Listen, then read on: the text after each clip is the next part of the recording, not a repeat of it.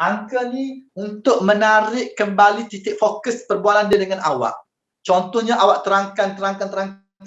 Ya Kak lupa tanya, berapa umur Kak Dia pun cakap 35. Oh ya ke? 35, masih muda lagi. Lepas tu awak pun cakap benda lain pula. Oh, Akak, anak Akak berapa orang? Nombor, angka tadi. Umur berapa? Anak berapa orang? Akak, sebelum ni yang last kali bacaan gula kat chat tu berapa? 15. Angka. Nampak tak mak saya? Kenapa tanya angka? Sebab nombor tak boleh menipu. You nak tarik customer, prospect you kembali kepada titik fokus perbualan antara you dengan dia.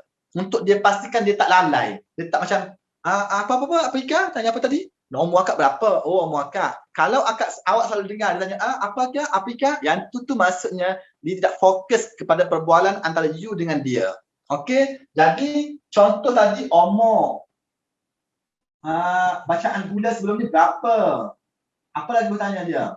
Umur, bacaan gula. Anak berapa? Kalau dia lelaki, Asri, jangan tanya, abang ada isteri berapa orang? Jangan macam tu tau. Aku tampar. Okey? Anak berapa? Lagi, siapa lagi tanya? Macam angka, macam umur kita dah tanya masa intro. Dengan bacaan gula tu kita dah tanya masa fact finding. Okey, boleh tak ada masalah. Maksud saya, sepanjang you buat closing daripada awal sampai akhir tu, at least 4 kali angka ditanya. Faham tak? At least 4 kali. Sebab apa? Contohnya, antara intro nak pergi kepada fact finding tu satu soalan angka.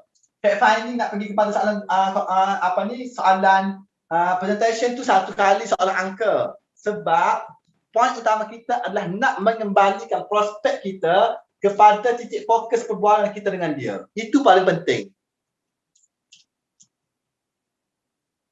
Ni duduk present macam bercakap seorang diri je. Faham tak? Faham.